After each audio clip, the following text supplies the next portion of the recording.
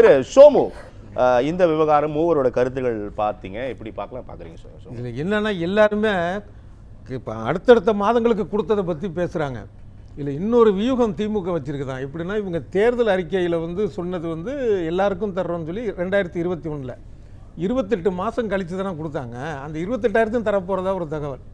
திடீர்னு அக்கௌண்ட்டில் வந்தாலும் வரலாம், மக்களுடைய எதிர்பார்ப்பு. ஏன்னா இதை யாரும் சொல்லலையா? என்ன ஒரு உங்களே கொடுக்குறீங்க? ஆமாம், ஏன்னா இது வந்து ஒரு பெரிய சிறந்த நிர்வாக திறமை. யாருக்குமே சொல்லாமல் மறைமுகமாக வச்சு. ஏன்னா முதல் நாள் வந்து முடிவு பண்ணி மறுநாள் அனுப்ப முடியாது, இத்தனை 1 கோடி பேருக்கு மேலே அனுப்ப முடியாது. இதை வந்து எத்தனை நாளாக திட்டம் போட்டிருக்கணும், செஞ்சுருக்கணும், அதை வந்து ஒரு வெளியிலேயும் தெரியாமல் பண்ணியிருக்காங்க. ஒரு நிர்வாக திறமை. இந்த நிர்வாக திறமையை வந்து டிஎன்பிஎஸ்சி தேர்வு மாதிரியான விஷயங்களும் காட்டியிருந்தால் நல்லாயிருக்கும். ஒன்று தவிர இன்னொரு விஷயம் என்ன அப்படின்னா, இது எல்லாரும் கேட்குற கேள்வி தான். ஏன்னா கோடை வந்து இப்போ தான் வருதா அப்படின்னா, இது வந்து தேர்தல் கோடை. மறுபடியும் 2029 வரும், 2031 வரும். அந்த தேர்தலுக்கான ஒரு விஷயம். ரஞ்சித் குறிப்பிட்டார். ஆமா, நீட் தேர்வை ரத்து செய்வேன் என்கிறீர்கள், ஆனால் டிஎன்பிஎஸ்சி ரத்து செய்து விட்டீர்களே அப்படின்னா ரஞ்சித். ஆமாம், அது மாதிரி இப்போ வில்சன் சார் கூட சொன்னார், இது மாதிரி இந்த பணம் வராதவங்களுடைய ஒரு மனநிலை இருக்குன்ட்டு. உண்மைதான் அது. அப்புறம் இன்னொரு யதார்த்தமான ஒரு சூழல் பார்த்தீங்கன்னா, இது அந்த காலம் மாதிரி ஒரு முதலமைச்சரோ இல்லை ஒரு பிரதமரோ வந்து ஒரு பணம் வந்து கொடுக்குறாங்க அப்படின்னு மகராசம் கொடுத்துட்டான்ப்பான்னு சொல்கிறதுக்கெலாம் ஆள் கிடையாது. இப்போ ஒரு கிராமத்தில் இருக்கக்கூடிய படிப்பறிவு இல்லாத முதிய பெண்மணியாக கூட இருக்கட்டும், சோசியல் மீடியாங்கிறது எப்படியோ போய் சேர்ந்துருது. அவங்க வீட்டில் உள்ளவங்க மூலமாக அதை பேசுகிறாங்க, நிறைய விவாதிக்கிறாங்க பேச்சுவாக்கில். இப்போ அதனால் அந்த மாதிரியான ஆட்களை கூட போய் பார்த்தீங்க அப்படின்னா என்ன சொல்லுவாங்க, விடிஞ்சா வங்கி கணக்கில் 5,000 ரூபாய் வந்துருச்சுங்க, அது ரொம்ப சாதாரணமாக நடந்திருப்பாங்கன்னு நினைக்கிறீங்களா? இல்லை, என்னென்னா இது நம்ம வரிப்பணம் தானே அப்படிங்கிற எண்ணம் மாற்று கருத்து இல்லை. அதில் மாற்று கருத்தில் அந்த புரிதலோடு தான் இருப்பாங்க. இருந்தாலும் அப்படின்னு ஒன்று முன்வைக்கப்படுது. இல்லை, இருந்தாலும்ங்கிற காலெல்லாம் போயிடுச்சுங்கிற ஒன்று. அதே போல் இந்த தேர்தலுக்கு வந்து லஞ்சம் கொடுக்குறதே அப்படின்னா எங்களுக்கு ஏன் இன்னும் தரலன்னு கேட்குறாங்கன்னு இன்னும் சோசியல் மீடியாவில் கேட்ட வீடியோலாம் பார்க்குறோம். அதே மாதிரி ஒருத்தர் கொடுத்தா அவங்களுக்கு ஓட்டு போடுவோன்னு சொல்லி அது ஒரு குறைஞ்சபட்ச நியாயம் இருந்தது. ஒரு காலத்தை சொல்லுவாங்களே, அவர் ரொம்ப நேர்மையான மனுஷையா அப்படின்னு. ஏன் அப்படின்னா வாங்கின லஞ்சத்துக்கு கரெக்டாக வேலை பார்த்து கொடுத்துருவாருப்பா. அது ஒரு காலம். இப்போ வந்து என்னன்னா மக்கள் வந்து எத்தனை பேர் கொடுத்தாலும் வாங்கிக்கிறாங்க, அப்புறம் அவங்க இஷ்டத்துக்கு முடிவு பண்ணிக்கிறாங்க. அதனால் திமுகவுக்கு வாக்களிக்கக்கூடியவர்கள் வந்து அதை வாக்களிப்பாங்க. ஆனால் திமுகவுக்கு வாக்களிக்க மாட்டேன்னு நினைக்கிறவங்க இந்த 5,000 ரூபாய் மாற மாட்டாங்கிறது தான் யதார்த்தமான. இது ஒரு வியூகமாக ஏற்றுக்கொள்ள மாட்டாங்க. நிச்சயமாக ஒரு நாளும் இருக்காதுன்னு சொல்றீங்க. இருக்காது. இது வந்து அரசியல் தலைவர்களுக்கு தெரியாத விஷயம் கிடையாது.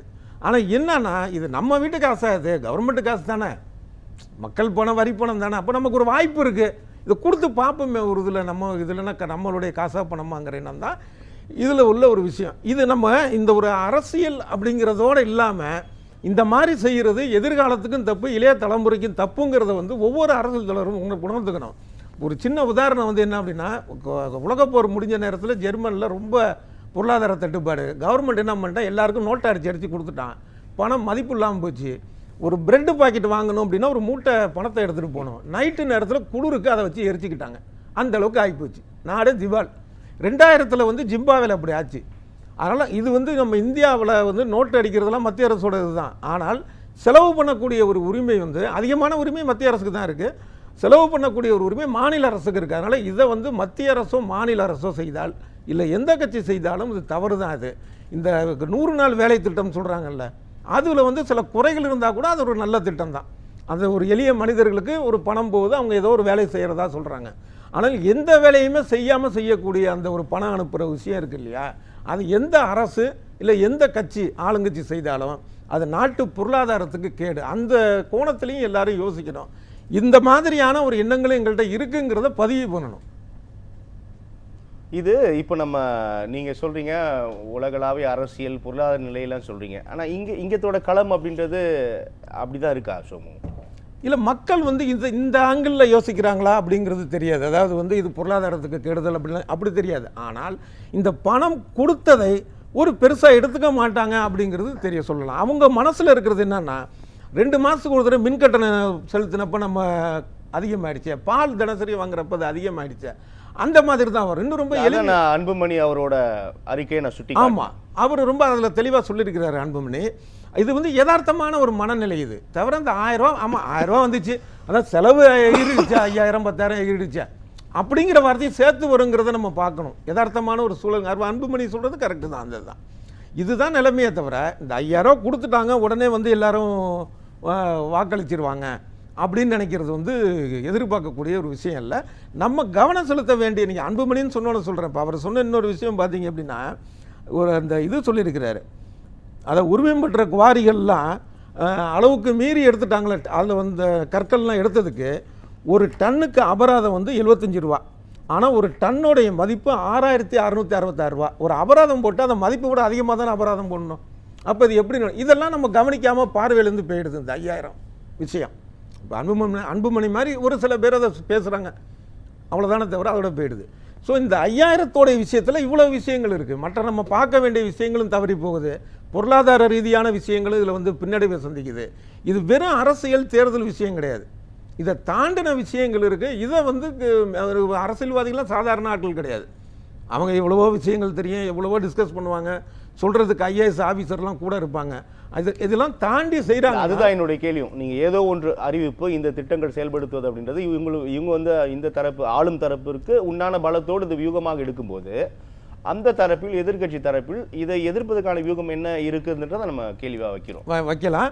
ஆனால் என்னென்னா என்ன மாதிரி யோசிக்கிறதுக்கும் ஒரு வாய்ப்பு இருக்குது. ஏன்னா இது வந்து ஒரு வியூகமாக இருக்காது, அது எடுபடாது அப்படிங்கிற எண்ணம் கூட இருக்கலாம். இப்போ இவர் எடப்பாடி பழனிசாமி வந்து அந்த தேர்தல் அறிக்கை 2வது தடவை கொடுத்தாருல, தேர்தல் அறிக்கை கொடுத்தாருல, அதில் பார்த்தீங்கன்னா அந்த கல்விக்கடன் கூட சொல்லியிருப்பார். இப்போ அதை எல்லாமே கூட திமுக மேலே வச்சு சார்ஜுன்னு சொல்லலாம் அந்த அறிக்கையை. என்ன காரணம்னா, இவங்க வந்து எல்லாருக்கும் கல்வி கடன் ரத்துன்னு சொல்லிட்டு பட்டியலின மக்களுக்கு மட்டும் சொல்லி, மாணவர்களுக்கு மட்டும் சொல்லி கடைசி நேரத்தில் சொன்னாங்க.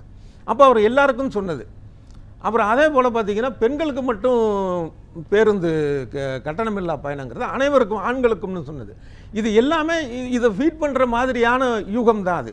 இது வந்து அந்த யூகம் மட்டும் இல்லாமல் இது வந்து ஒரு குற்றச்சாட்டாகவும் அவர் வைக்கிறதா தான் சொல்லணும். இவங்க பண்ணது சரியில்லை, இதை விட பெட்டராக நாங்கள் பண்ணுவோம், அந்த மாதிரி தான் அதை நான் பார்க்குறேன். மற்றபடி இந்த இப்போ எந்த ஒரு விஷயமும் இல்லாமல் பணம் தருவது, அது எந்த கட்சியாக இருந்தாலும் அதை வந்து ஏற்றுக்கக்கூடிய விஷயம் இல்லை. நல்லது சோமநாதோட உங்களுடைய கருத்தை நான் புரிஞ்சுக்கிறேன். திரு சோமு, மக்கள் தீர்ப்பு தொடர்பாக உங்களுடைய கருத்து.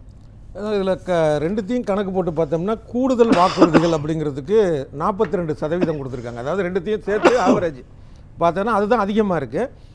இது ஒரு வகையில் சரியான ஒரு விஷயம் தான். ஏன்னா தீவிர பிரச்சாரங்கிறது எப்பயுமே தேர்தலில் தீவிர பிரச்சாரம் தான் எந்த கட்சியாக இருந்தாலும். ஆனால் அது மாதிரி திமுக எதிர்ப்புங்கிறது இந்த எதிர் துருவத்தில் இருக்கிறவங்களை எதிர்க்கிறது, அதை கடுமையாக எதிர்க்கிறதுங்கிறது இருக்கும்.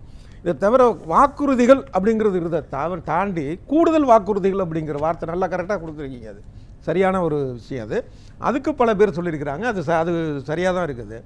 இதில் என்னென்னா வாக்குறுதிகள் கொடுக்குற இடத்துல இருக்கக்கூடிய அதிமுக அந்த பொதுச் செயலாளர் எடப்பாடி பழனிசாமி அவர் அந்த விஷயத்தை கரெக்டாக தான் பண்ணிகிட்டு இருக்கிறாரு. என்னென்ன வாக்குறுதிகள் எதெல்லாம் வந்து ஏற்கனவே நான் சொன்னது மாதிரி திமுக மேலே குற்றச்சாட்டாக சொல்லக்கூடிய வாக்குறுதிகளாகவும் அதை ஐடியா பண்ணி அதை கொடுத்துட்டு இருக்கிறாரு அவங்க தரப்பில். அது வேற.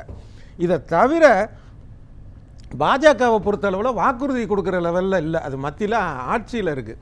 அப்போ தமிழ்நாட்டுக்கு என்னென்னலாம் வந்து மத்திய பாஜக அரசு செய்யலைன்னு சொல்லியான விமர்சனங்கள் இருக்குதோ அதெல்லாம் அவங்க வந்து செஞ்சிட்டாங்கன்னா, இப்போ பீகார் தேர்தல் நேரத்தில் பல விஷயங்கள் அப்படி செஞ்சதால நம்ம தகவல் படித்தோம்.